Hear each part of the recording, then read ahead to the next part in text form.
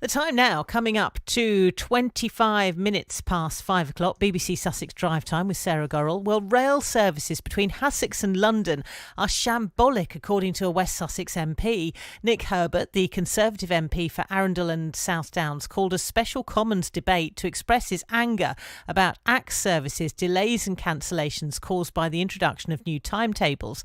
At one point, he brandished a timetable from 1905 and told MPs it was much better than the one being operated today. My constituents would be very grateful to be transported back to the days of 1905, where they had 3 reliable steam trains that took them to London every single morning, by comparison to the chaotic, shambolic, disrupted, withdrawn, cancelled services that they are facing now.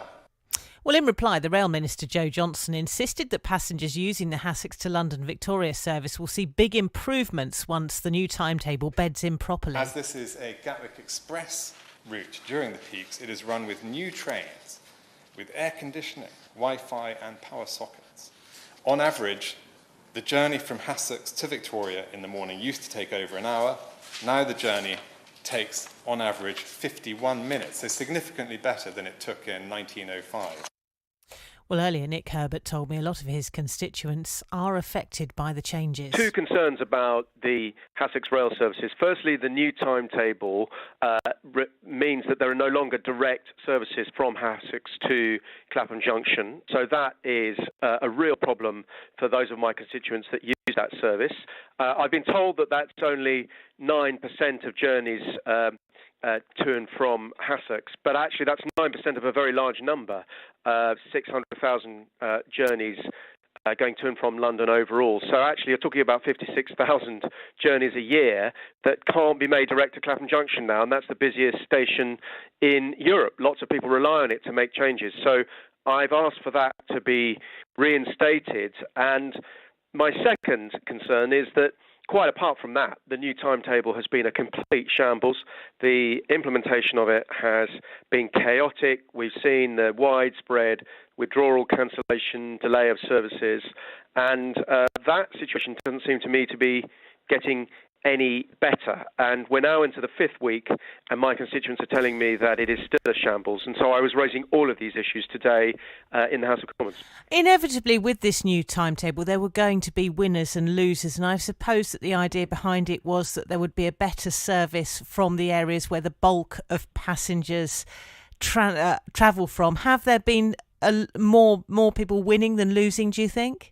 Yeah, I think we should be fair about it. When the timetable is operating properly, there will be more peak trains to Victoria from Hassocks. There will be the same number in peak time to London Bridge, and in fact there'll be one extra later on this year.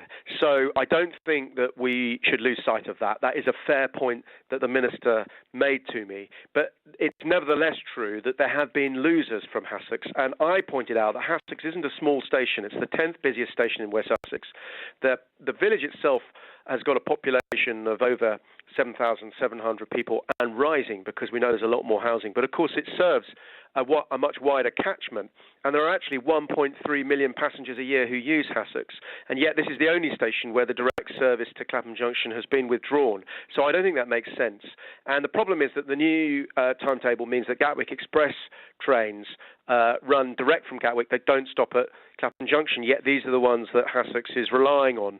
Well, actually, I wonder whether that makes sense, in fact, because Clapham Junction is a very important interchange, and I think it would make sense for Gatwick Express to stop there, because a lot of people would use it to change. Now, that's something that I hope the government will look at. It's a bigger issue, and no doubt the airport doesn't want that to happen because they want a direct service. But if that's not the solution, then they'll have to look at another one. I would imagine you've spent a lot of your time as an MP dealing with issues with train services. Do you feel you're wasting your breath? Do you think things will be changed and that anyone will listen to you?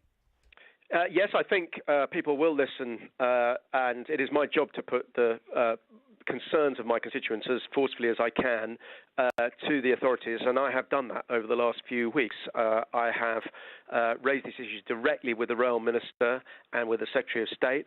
I've raised the issues with the Chief Executive of Network Rail, with the outgoing Chief Executive of GTR, with their senior managers. I've had meetings with them, correspondence with them, and I'm meeting them again this week. So I really have been taking up the cause on behalf of my constituents, and I've been working with my colleagues in West Sussex, including Sir Nicholas Soames, the MP for Mid Sussex, and Jeremy Quinn, the MP for Horsham. We are all working together on this. Well, of course, keeping you up